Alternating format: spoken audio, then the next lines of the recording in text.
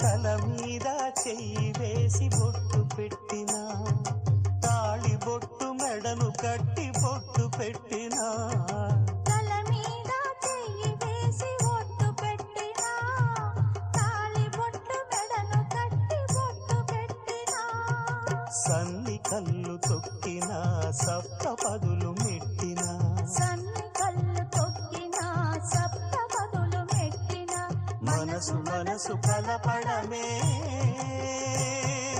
మంత్రం పరమార్థం. శ్రీరస్తు శుభమస్తు, శ్రీరస్తు శుభమస్తు.